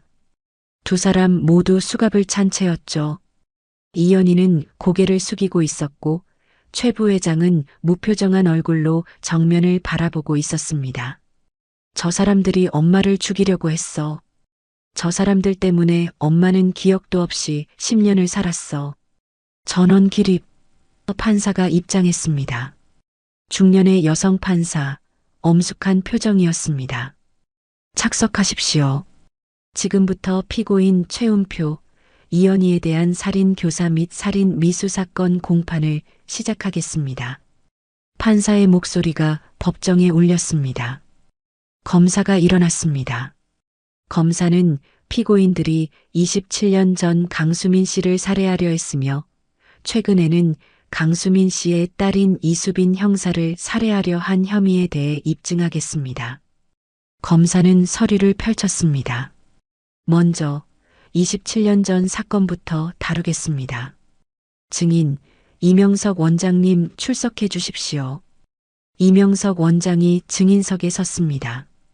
27년 전 12월 교통사고 환자가 병원에 실려왔습니다. 심각한 두부 외상과 다발성 골절, 그리고 임신 상태였습니다. 이명석 원장의 증언이 이어졌습니다. 환자는 기억을 완전히 잃었고 자신이 누구인지도 몰랐습니다. 하지만 아이만은 꼭 지키고 싶다고 했습니다. 그 환자가 강수민 씨였습니까? 네, 맞습니다. 최근 유전자 검사를 통해 확인됐습니다. 그 환자가 낳은 아이가 바로 이수빈 형사입니다. 법정이 술렁였습니다. 이연희는 고개를 떨구었고 최 부회장은 입술을 깨물었습니다. 당시 환자의 상태는 어땠습니까? 매우 심각했습니다. 뇌진탕으로 인한 기억상실, 갈비뼈 골절, 골반 골절. 만약 조금만 늦었다면 아이와 함께 사망했을 겁니다. 이명석 원장의 증언에 방청석에서 탄식이 터져나왔습니다. 이수빈은 눈을 감았습니다. 엄마, 그렇게 고통스러웠구나. 그런데도 날 지켜줬구나. 다음 증인 이동건 씨 출석해 주십시오. 이동건이 증인석에 섰습니다. 이동건 씨, 강수민 씨와 어떤 관계였습니까? 제 아내였습니다. 정식으로 결혼한 부부였습니다. 언제 사라졌습니까? 27년 전 12월 15일입니다. 그날 아내가 편지 한 장만 남기고 사라졌습니다. 편지 내용이 어땠습니까? 미안하다는 내용이었습니다. 당신과 어머님께 짐이 되고 싶지 않다고, 행복하게 살라고. 하지만 이상했습니다. 수민이의 말투가 아니었고 우리 관계에서 그런 말을 할 이유가 없었습니다. 이동건의 목소리가 떨렸습니다. 그래서 줄곧 의심했습니다. 뭔가 잘못됐다고. 그럼 왜 27년 동안 찾지 않았습니까? 피고 측 변호사가 반문했습니다. 찾았습니다. 경찰에 신고하고 사람을 고용해서 찾았습니다. 하지만 아무 흔적도 없었습니다. 왜냐하면 제 아내는 기억을 잃고 다른 이름으로 살고 있었으니까요. 이동건의 목소리가 커졌습니다. 판사가 망치를 두드렸습니다. 정숙, 증인은 침착하십시오. 죄송합니다. 이동건은 심호흡을 했습니다. 계속 증언해 주십시오. 최근 어떻게 진실을 알게 됐습니까? 녹음 파일입니다. 제 회장실에 녹음기를 설치했고 피고인들의 대화를 녹음했습니다. 검사가 녹음 파일을 재생했습니다. 법정에 이현희와 최 부회장의 목소리가 울려 퍼졌습니다. 우리가 도로에 처박고 도망쳤던 그년. 강수민. 그 여자는 그날 죽었어. 내가 직접 봤어. 그냥 쓰러져 있던 거잖아. 우린 확인 안 하고 튄 거라고. 그 애까지 없애야지. 이번엔 확실하게. 고시원 앞 사거리, 새벽이면 사람도 없고. 법정이 술렁였습니다.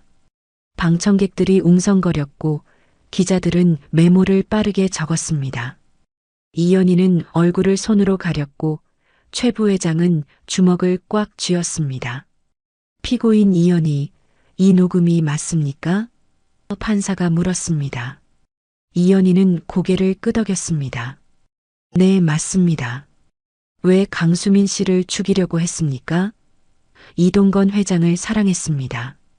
그런데 강수민이가 방해였습니다. 그 여자만 없으면 이동건이 절 봐줄 거라고 생각했습니다. 그래서 사람을 죽이려고 했습니까? 미쳤었습니다. 사랑 때문에 미쳐버렸습니다. 이현희의 목소리가 갈라졌습니다. 하지만 후회합니다. 평생 후회하며 살 겁니다. 후회요? 검사가 비웃었습니다. 후회는 이수빈 형사를 죽이려고 한 후에 하는 겁니까? 그건 이현희는 말을 잇지 못했습니다. 피고인은 27년 전에도 최근에도 똑같은 짓을 했습니다. 사랑한다는 이유로 사람을 죽이려 했습니다. 이게 사랑입니까? 검사의 목소리가 법정에 울렸습니다. 다음 증인 이수빈 형사 출석해 주십시오. 이수빈이 증인석에 섰습니다. 떨리는 다리를 억지로 지탱했습니다. 엄마, 저 잘할 수 있을까요? 이수빈 형사, 본인 소개 부탁드립니다. 서울지방경찰청 강력계 소속 이수빈 형사입니다. 강수민 씨의 딸입니다. 어머니에 대해 기억나는 게 있습니까? 많습니다.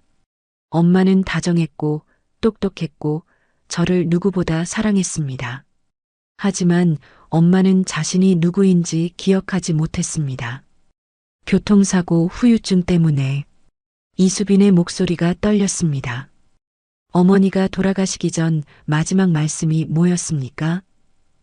이제부터는 내가 내 인생을 지켜야 해. 그렇게 말씀하셨습니다. 그리고 눈을 감으셨습니다. 이수빈의 눈에서 눈물이 흘러내렸습니다. 엄마는 자신이 누구였는지, 왜 기억을 잃었는지도 모른 채 세상을 떠났습니다. 최근 피고인들이 본인을 살해하려 한 사건에 대해 증언해 주십시오. 새벽 2시 고시원 앞 사거리를 건너고 있었습니다. 그때 화물차가 빨간불을 무시하고 저를 향해 돌진했습니다. 죽을 뻔했습니다. 하지만 이동건 회장님이 덤프트럭으로 막아주셨습니다. 화물차 기사는 누가 시켰다고 했습니까? 최은표 부회장입니다. 500만 원을 받고 저를 치라는 지시를 받았다고 진술했습니다. 이수빈은 최 부회장을 똑바로 쳐다봤습니다. 왜 저를 죽이려고 했습니까? 제가 뭘 잘못했습니까? 최 부회장은 대답하지 않았습니다. 고개를 돌려 시선을 피했죠. 대답하십시오, 피고인. 판사가 망치를 두드렸습니다. 당신이 살아있으면 우리가 망하니까. 최 부회장이 드디어 입을 열었습니다. 당신 엄마를 죽인 증거가 당신이니깐. 이수빈은 주머니에서 귀걸이를 꺼냈습니다. 증거는 이게 증거겠죠? 법정이 다시 술렁였습니다. 검사가 귀걸이를 증거물로 제출했습니다. 이 귀걸이는 피고인 이연희가 결혼식 때부터 착용하던 맞춤 제작품입니다. 세상에 단 한 쌍밖에 없는 귀걸이입니다. 그런데 왜 피해자 강수민 씨 지갑에서 발견됐을까요? 답은 명백합니다. 사고 현장에서 떨어진 걸 피해자가 쥐고 있었던 겁니다. 증거물 채택합니다. 판사가 선언했습니다. 피고인 이연희, 이 귀걸이가 당신 것입니까? 네, 맞습니다. 이연희는 고개를 숙였습니다. 왜 사고 현장에 있었습니까? 제가 수민이를 불러냈습니다. 그리고 최은표가 차로 쳤습니다. 그 후에는요? 쓰러진 수민이를 보고 저는 저주를 퍼부었습니다. 죽어서 다행이라고, 이제 이동건은 내 거라고. 이연희는 울먹였습니다. 하지만 귀걸이가 떨어진 줄은 몰랐습니다. 수민이가 그걸 주었을 줄도 몰랐습니다. 그래서 증거를 인멸하기 위해 이수빈 형사까지 죽이려고 한 겁니까? 네, 맞습니다. 죄송합니다. 이연희는 이수빈을 바라봤습니다. 정말 미안합니다. 당신 엄마에게도, 당신에게도. 하지만 이수빈은 고개를 돌렸습니다. 미안하다고? 그게 무슨 소용이에요? 엄마는 이미 돌아가셨는데. 판사가 망치를 두드렸습니다. 충분한 증거와 증인 진술이 확보됐습니다. 피고인 최은표, 이연희는 살인 교사 및 살인 미수 혐의가 명백합니다. 양형 의견을 듣겠습니다. 검사가 일어났습니다. 검사는 피고인 최은표에게 무기징역, 피고인 이연희에게 징역 20년을 구형합니다. 법정이 술렁였습니다. 이연희는 주저앉았고 최 부회장은 눈을 감았습니다. 최후 진술 있습니까? 판사가 물었습니다. 이연희가 떨리는 목소리로 말했습니다. 죄송합니다. 여보, 정말 죄송해요. 당신을 사랑했지만 잘못된 방법이었습니다. 이수빈 형사, 미안합니다. 당신 엄마를 죽였고 당신까지 죽이려고 했습니다. 용서를 구할 자격도 없지만 그래도 미안하다고 말하고 싶습니다. 이수빈은 대답하지 않았습니다. 최 부회장도 일어났습니다. 후회합니다. 돈과 권력에 눈이 멀어 사람을 죽이려고 했습니다. 벌을 받겠습니다. 판사가 망치를 두드렸습니다. 판결은 일주일 후에 선고하겠습니다. 오늘 공판은 이것으로 마치겠습니다. 법정이 끝났습니다. 이수빈은 자리에서 일어나 법정을 나왔습니다. 복도에서 이동건이 기다리고 있었죠. 수고했어, 수빈아. 아빠, 저 잘했어요? 응, 정말 잘했어. 내 엄마가 자랑스러워할 거야. 이동건은 이수빈을 안아줬습니다. 이수빈은 이동건의 품에서 한참을 울었습니다. 엄마, 이제 편히 쉬셔도 돼요. 제가 복수했어요. 복도에 이수빈의 울음소리가 울려 퍼졌습니다. 기자들이 몰려왔습니다. 이 형사님, 한 말씀 부탁드립니다. 지금 기분이 어떠십니까? 이수빈은 눈물을 닦고 카메라를 바라봤습니다. 제 엄마는 아무 잘못도 없었습니다. 다만 사랑받았을 뿐입니다. 하지만 그 사랑 때문에 누군가의 질투를 샀고 인생이 망가졌습니다. 엄마는 10년 동안 기억도 없이 살았습니다. 자신이 누구인지도 모른 채 저를 키우느라 고생했습니다. 그리고 후유증으로 돌아가셨습니다. 하지만 엄마는 행복했다고 했습니다. 저와 함께한 시간이 가장 행복했다고. 이수빈의 목소리가 떨렸습니다. 저는 이 사건을 통해 깨달았습니다. 사랑은 아름답지만 잘못된 사랑은 사람을 죽일 수도 있다는 것을. 그래서 전 앞으로도 경찰로서 잘못된 사랑의 피해자들을 지키겠습니다. 제 엄마처럼 억울한 사람이 없도록. 플래시가 터졌습니다. 기자들이 메모를 적었습니다. 이동건은 이수빈의 어깨를 감싸 안았습니다. 가자, 수빈아. 이제 끝났어. 네, 아빠. 가요. 두 사람은 법원을 나섰습니다. 밖에는 겨울 햇살이 비치고 있었습니다. 차갑지만 따뜻한 햇살. 이수빈은 하늘을 올려다봤습니다. 엄마, 보고 계시죠? 이제 편히 쉬세요.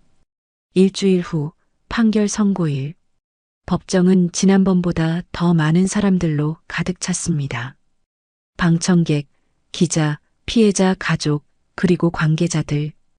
이수빈과 이동건은 앞자리에 나란히 앉아 있었습니다. 떨리니?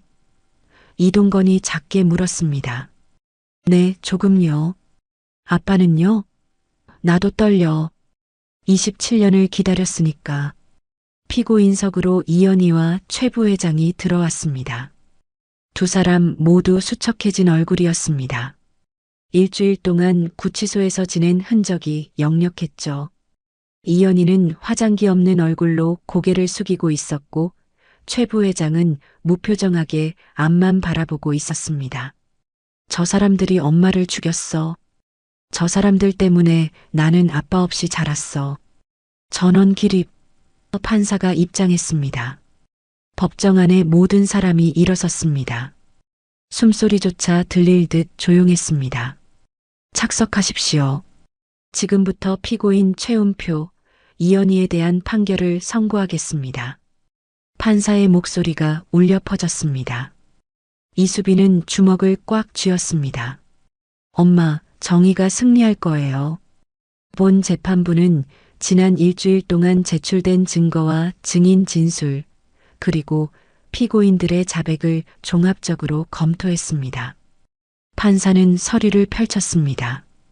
피고인 최은표는 27년 전 강수민 씨를 고의로 차량으로 충격하여 살해하려 했으며 최근에는 이수빈 형사를 살해하기 위해 화물차 기사를 고용했습니다. 피고인 이현희는 강수민 씨를 사고 현장으로 유인했으며 범행 후 증거를 은폐하고 피해자가 사망한 것으로 위장했습니다. 또한 최근 이수빈 형사 살해 계획에도 공모했습니다. 판사의 목소리는 단호했습니다.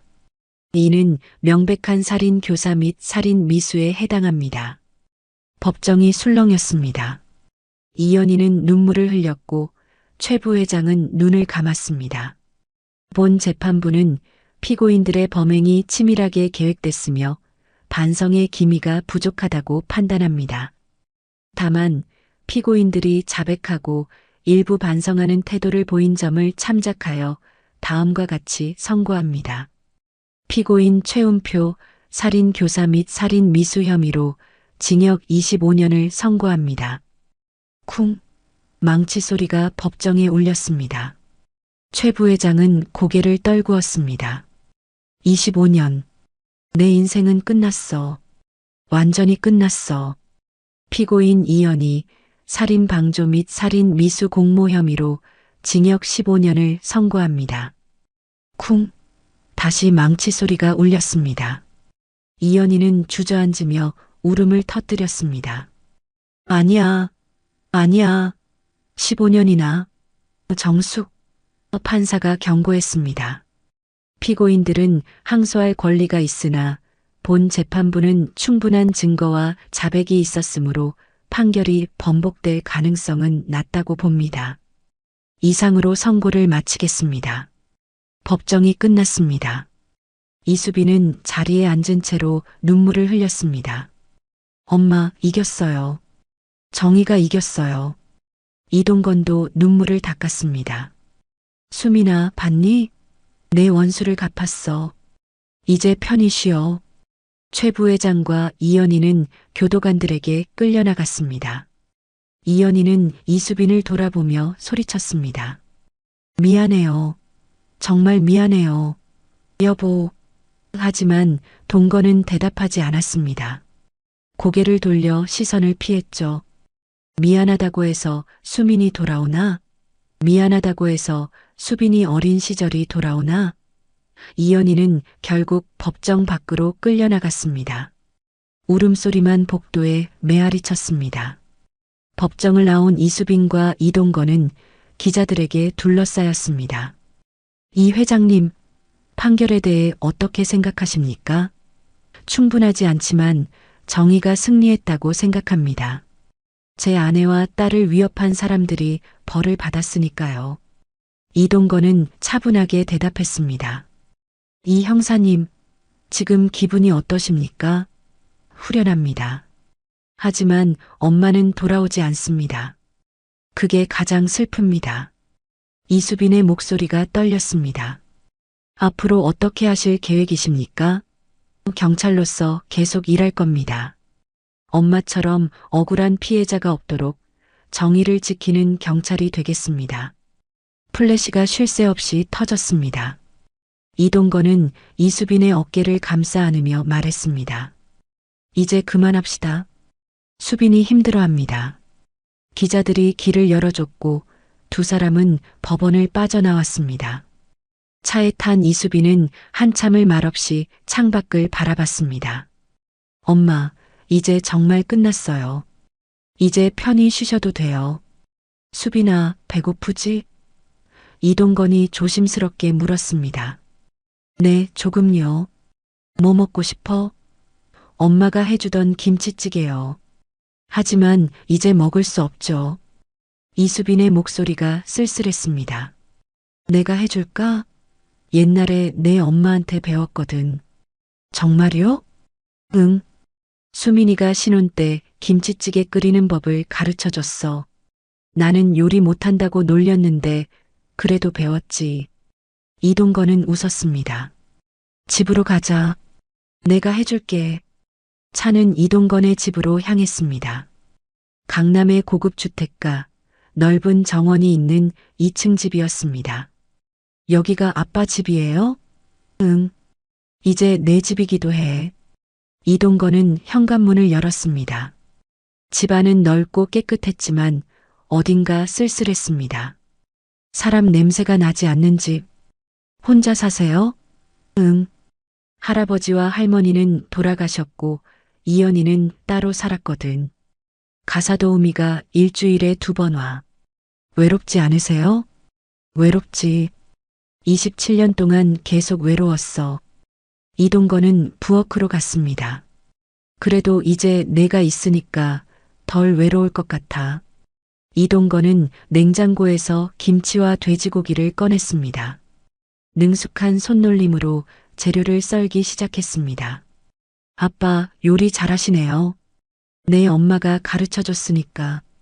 냄비에 김치와 고기를 넣고 끓이기 시작했습니다. 김치찌개 냄새가 집 안가득 퍼졌습니다. 이수빈은 그 냄새를 맡으며 눈을 감았습니다. 엄마 냄새다. 엄마가 끓여주던 바로 그 냄새. 다 됐다. 먹어봐. 이동건은 밥과 김치찌개를 상에 올렸습니다. 이수빈은 숟가락으로 국물을 떠서 입에 넣었습니다. 맛있어요. 엄마 맛이에요. 눈물이 또 흘러내렸습니다. 그렇구나. 다행이다. 이동건도 눈물을 흘렸습니다.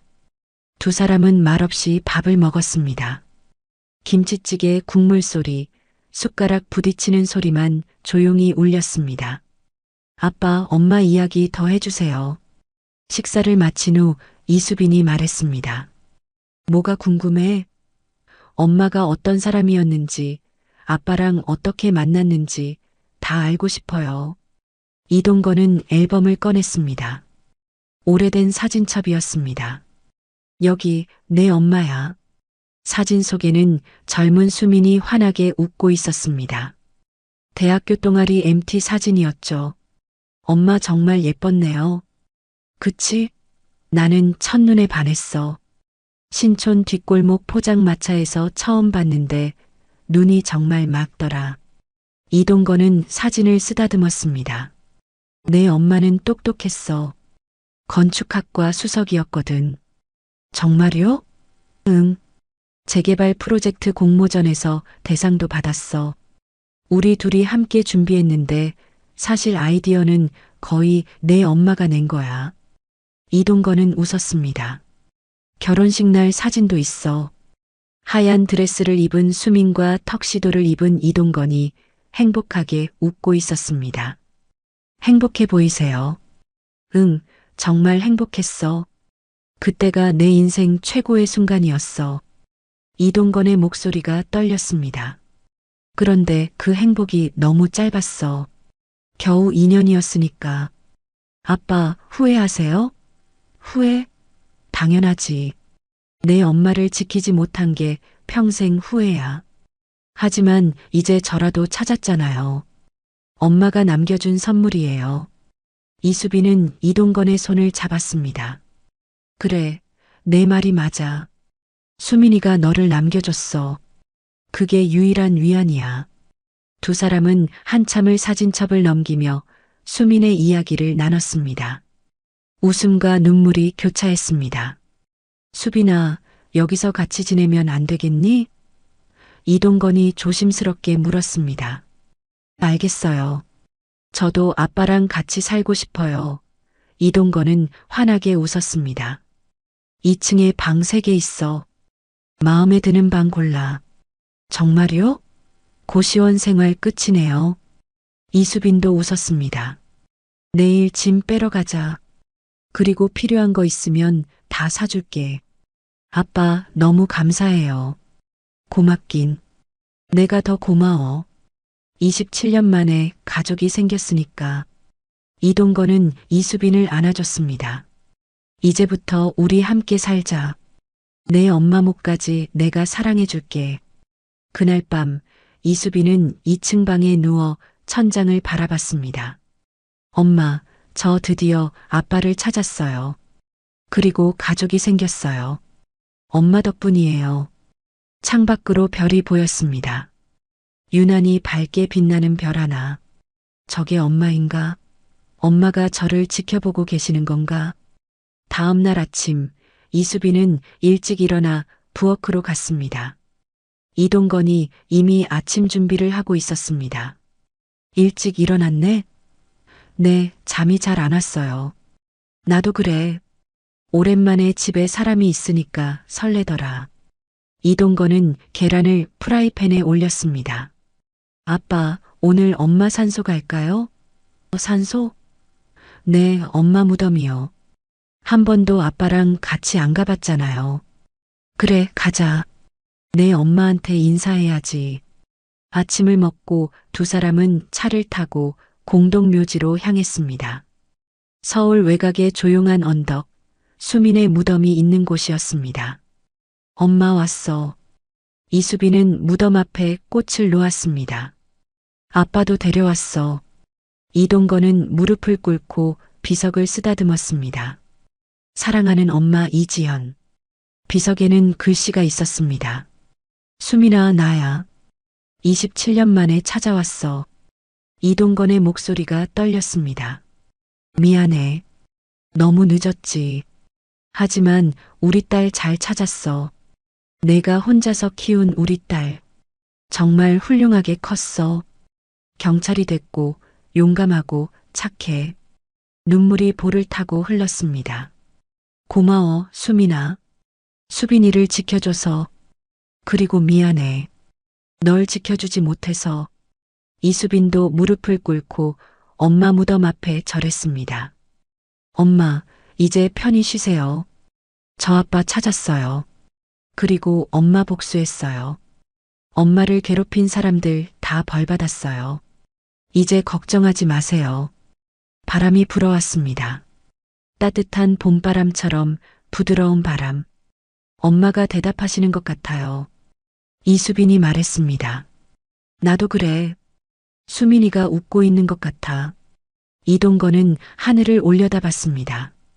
파란 하늘에 하얀 구름이 떠 있었습니다. 수민아, 이제부터는 내가 수빈이를 지킬게. 약속해.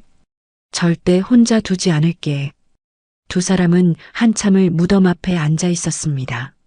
말없이 그저 수민을 추억하며 바람이 불 때마다 수민의 목소리가 들리는 것 같았습니다.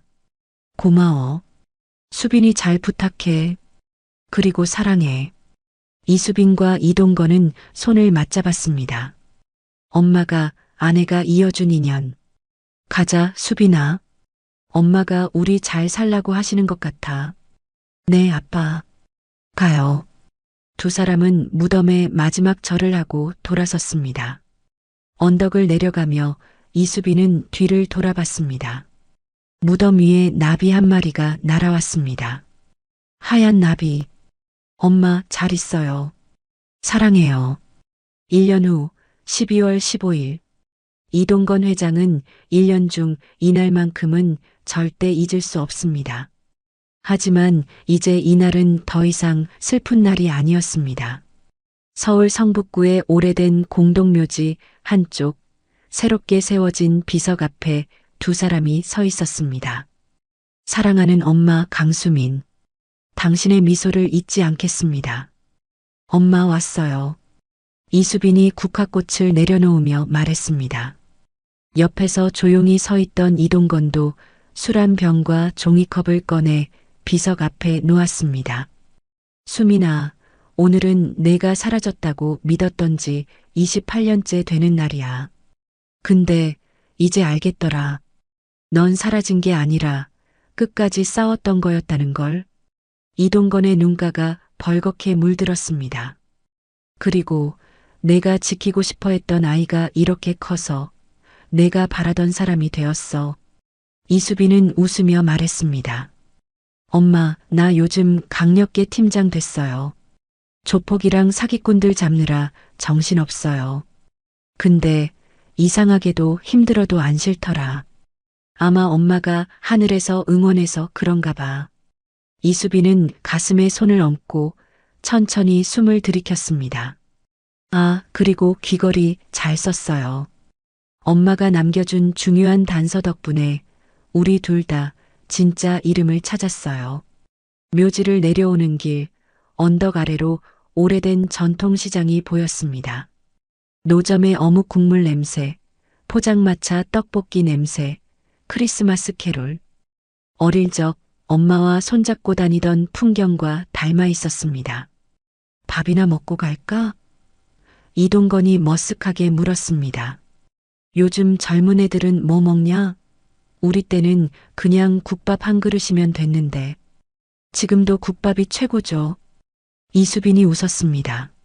아빠, 저기 전통 감자탕과 순대국 간판 보이세요? 저 집 맛집 느낌 나는데요?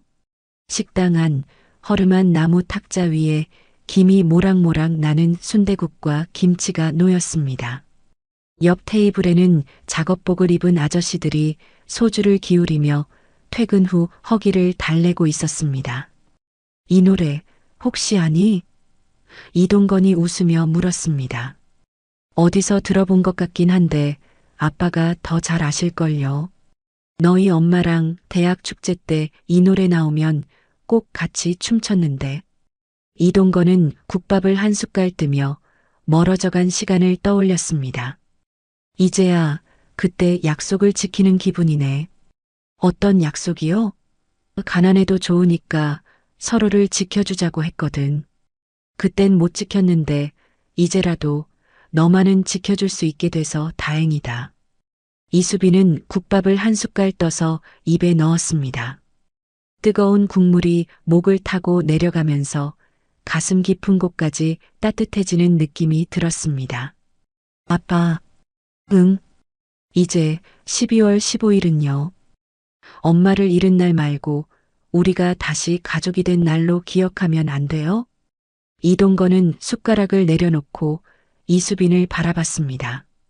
눈가에는 여전히 눈물이 맺혀 있었지만 이번에는 슬픔만 있는 눈물이 아니었습니다. 그래. 오늘부로 12월 15일은 다시 시작하는 날이다. 포장마차 주인이 소주 한 병을 가져왔습니다. 손님, 서비스예요. 오늘 두 분 표정 보니까 좋은 일 있으신 것 같아서. 두 사람은 소주잔을 부딪혔습니다. 수민이를 위해, 엄마를 위해, 찡그랑 소리와 함께 소주잔이 부딪혔습니다. 찬 겨울바람이 불어왔지만 두 사람의 마음속은 봄처럼 따뜻했습니다. 그날 밤 아빠의 집으로 돌아온 이수빈은 작은 방 책상 위에 엄마 사진을 올려두고 옆에 아버지와 함께 찍은 첫 사진을 세워놓았습니다. 엄마, 이제 나 혼자 아니야. 이수빈은 조용히 중얼거렸습니다. 이제는 우리 둘이야. 아니, 셋이네. 엄마까지. 창밖에는 첫눈이 소복소복 내리고 있었습니다. 그리고 도심 어딘가에서는 조폭들과 사기꾼들을 쫓는 사이렌 소리가 또다시 울리고 있었지만 이제 이수빈은 두렵지 않았습니다. 왜냐하면 지켜야 할 이름과 지켜야 할 사람이 분명해졌으니까요. 잘 자요, 엄마. 그리고 잘 자요, 아빠. 이수빈은 스탠드를 끄고 누우면서 문득 이렇게 생각했습니다. 언젠가 내 아이가 생긴다면 그 아이에게도 말해줘야지. 세상에는 나쁜 사람도 많지만 그래도 끝까지 버티면 좋은 사람들이 나타난다고. 그날 12월 15일. 누군가에겐 평범한 겨울밤일 뿐이었지만 이동건과 이수빈에게는 잃어버린 가족을 되찾고 길고 긴 겨울을 끝내고 새로운 봄을 준비하는 밤이었습니다. 여러분, 오늘 이야기는 여기까지입니다. 27년이라는 긴 시간 동안 잃어버렸던 가족을 되찾은 이동건 회장과 이수빈 형사의 이야기 어떠셨나요? 때로는 인생이 우리에게 가혹한 시련을 주기도 하지만 진실은 언젠가 반드시 밝혀지고 정의는 결국 승리한다는 것을 이 이야기를 통해 느끼셨기를 바랍니다. 그리고 무엇보다 아무리 힘든 상황 속에서도 끝까지 포기하지 않고 버티면 반드시 좋은 사람들을 만나게 되고 사고운 희망을 발견하게 된다는 것을 기억해 주세요. 오늘 이야기가 마음에 드셨다면 좋아요와 구독 부탁드립니다. 그리고 댓글로 여러분의 생각을 나눠주세요. 댓글 한 줄 한 줄이 저에게 큰 힘이 됩니다. 댓글 써주시는 그곳에 건강과 행운이 가득 깃드시길 진심으로 기원합니다. 여러분 모두 사랑하는 가족들과 함께 따뜻한 연말 보내시고 새해에는 더 좋은 일만 가득하시길 바랍니다. 다음 이야기에서 또 만나요. 항상 건강하시고 행복하세요. 감사합니다.